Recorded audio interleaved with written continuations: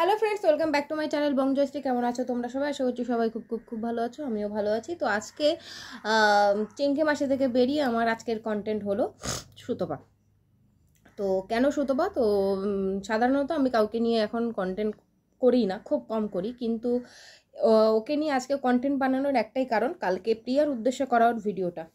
প্রথমত তো বলি যে বিচক্ষণ একজন কন্ট্রোভার্সি ক্রিয়েটার কখনোই কোনো ভিডিওর থাম্বনেল দেখে তার ভিডিও বানানো উচিত না। তো তুমি যেমন প্রিয়ার ভিডিওটার থাম্বনেল দেখে ভিডিও বানিয়েছো, সেটা না করে তোমার আগে ভিডিওটা দেখে বোঝা উচিত ছিল যে ইনসাইড আউটের ফটোটা কেন প্রিয়া থাম্বনেলে দিয়েছিল।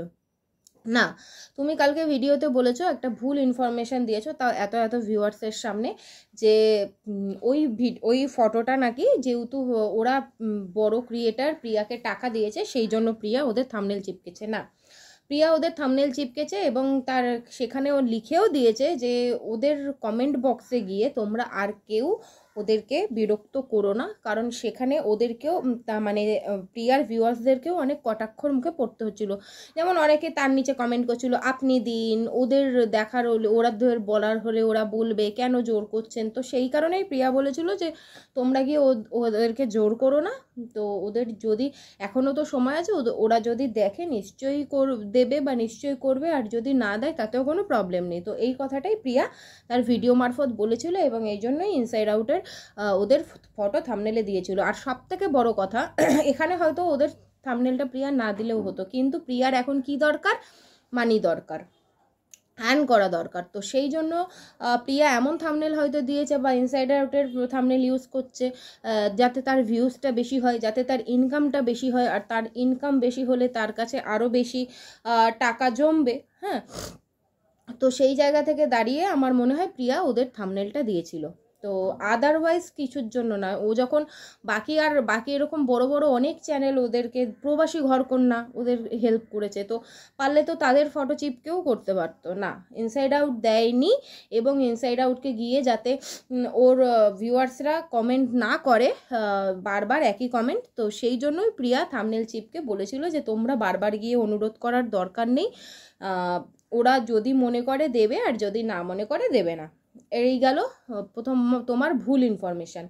আচ্ছা, তারপরে তুমি কিছু কিছু কথা বললে প্রিয়াকে, যেগুলো আমার একটু জ্ঞান বলে মনে হলো। কারণ কি বলো তো, আমি প্রিয়াকে এই কথাগুলো বলতে পারি না, কারণ আমরাও কখনো না কখনো কোনোভাবেই কোনো না কোনো কারণে হাত পেতেছি। তো সেই জায়গা থেকে দাঁড়িয়ে তুমি বললে প্রিয়ার গাড়ি বিক্রি করে দেওয়ার কথা। এটাও তুমি প্রিয়ার ভিডিও দেখো না, এটা থেকেও বোঝা যায়। কারণ প্রিয়া তার ভিডিওতে বা তার লাইভের মাধ্যমে বারবার বলেছে গাড়ি বিক্রি হবে, কিন্তু গাড়িটা বিক্রি হবে যখন তারা দিল্লির উদ্দেশ্যে বেরোবে তার কিছুদিন আগে। কারণ এখনও যখন ভাড়া আসছে, তো এখনও ভাড়াটা খেটে, মানে যদি ভাড়া মানে আসে, তাহলে সেই পয়সাটা দিয়ে তাদের সংসারটা তো কিছুটা এগিয়ে যাবে। তো সেই কারণে যখন তার গাড়িতে ভাড়া হচ্ছে, এখনই তো তারা যাচ্ছে না দিল্লিতে, যখন যাবে তার কিছুদিন আগে সে গাড়িটাও বিক্রি করবে। এটাও কিন্তু বারবার করে প্রিয়া বলেছে গাড়ি বিক্রি হবে, কিন্তু এখনও যখন ভাড়া আসছে তখন ভাড়াটা খেটে নিক, আমরা যখন দিল্লিতে যাব তার আগে অবশ্যই আমরা গাড়িটা বিক্রি করব। এটা গেল। সেকেন্ড কথা হচ্ছে, তুমি বলছো যে তোমার বাবার তো বিশাল অনেক জমি আছে, সেখান থেকে তো বাবা কি নাতিকে কিছু হেল্প করতে পারছে, মানে দাদু কি নাতিকে হেল্প করতে পারছে না? প্রথমত তো বলি যে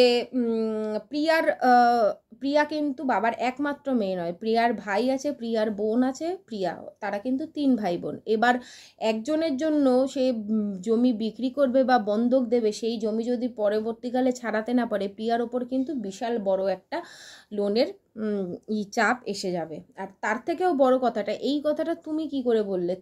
তোমারও তো বিশাল বড় বাড়ি, তোমার শ্বশুর বাড়ি বিশাল বড়। তো তোমার শ্বশুর যখন দেখলেন যে আমার বৌমা এরকম কোর্টের ইয়েতে ফেসে গেছে, তার নামে মামলা করা হয়েছে, তাহলে আমি বাড়ি বন্ধক দিয়ে আমার বৌমাকে কিছু টাকা হেল্প করেছিল তোমার শ্বশুর শাশুড়ি? করেনি তো।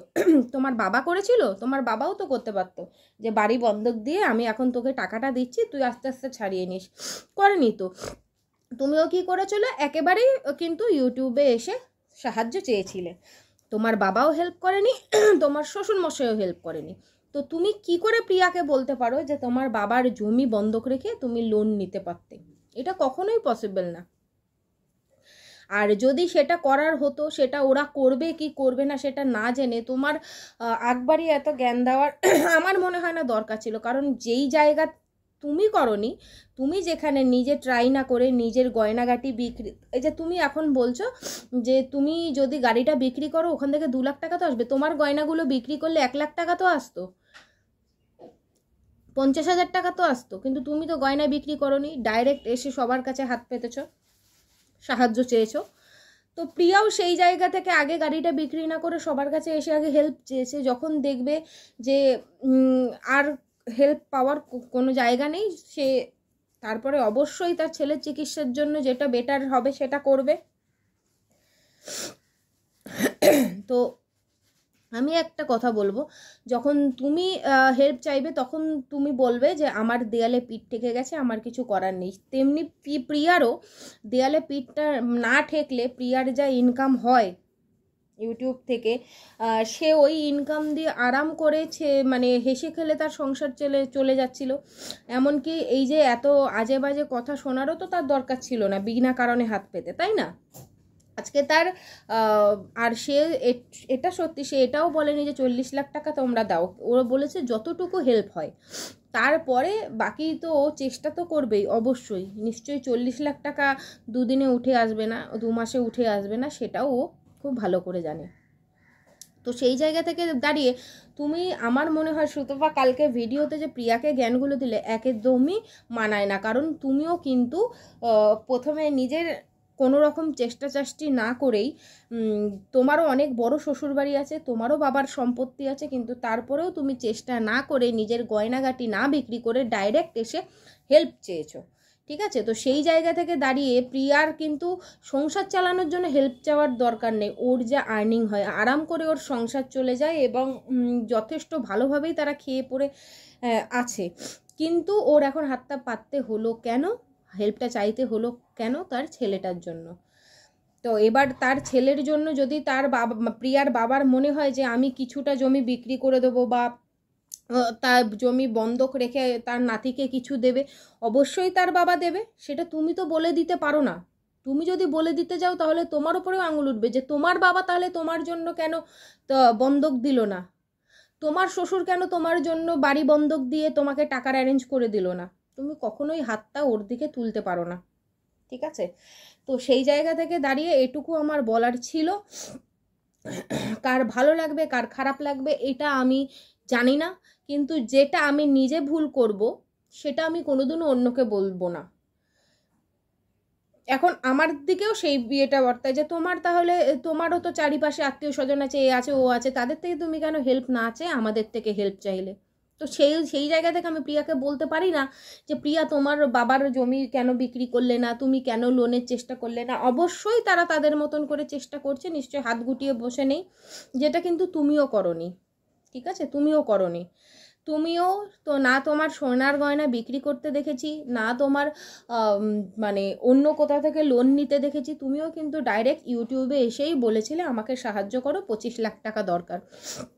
প্রিয়া কিন্তু তার প্রেসক্রিপশন দেখিয়েছে, প্রিয়া কিন্তু তার ছেলেকে নিয়ে চিকিৎসা করাবে, কিন্তু তুমি কিন্তু ওই টাকা ওঠার পরে তোমার কেসের কি হলো, তোমার কেসে কতটুকু খরচা হলো, তুমি কিন্তু সেগুলোর কিচ্ছু জানাওনি, বা তোমার কত টাকা উঠেছে তুমি সেটাও জানাওনি। কিন্তু প্রিয়া কিন্তু সেটা জানিয়েছে, প্রত্যেক দিন কত টাকা উঠছে প্রিয়া কিন্তু সেটা জানিয়েছে, যেটা তুমি জানাওনি। তো সুতরাং আমার মনে হয় কারোর দিকে আঙুল তুললে নিজের দিকে যে বাকি 4টে আঙুল থাকে সেটা সব সময় মনে রেখো, ঠিক আছে? আর যেই দোষে আমরা দোষী সেই দোষে আমরা অন্য কাউকে দোষী সাব্যস্ত করতে পারি না, অন্তত আমরা।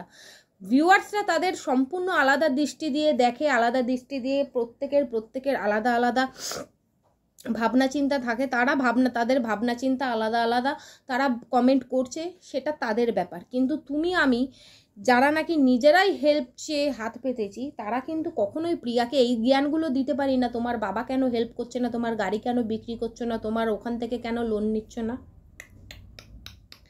কখনোই বলতে পারি না, কারণ সেই কাজটা কিন্তু আমরাও করিনি। তো যাই হোক, এটুকুই বলার ছিল। আর একটা কথা, এরপর থেকে কখনো থাম্বনেল দেখে বা দেখে কখনো ভিডিও করো না, ভুলভাল ইনফরমেশান হয়ে যায়। তো সেই জায়গা থেকে আরও ভালো করে ভিডিও দেখে পুরোটা বুঝে তারপরে ভিডিও করো।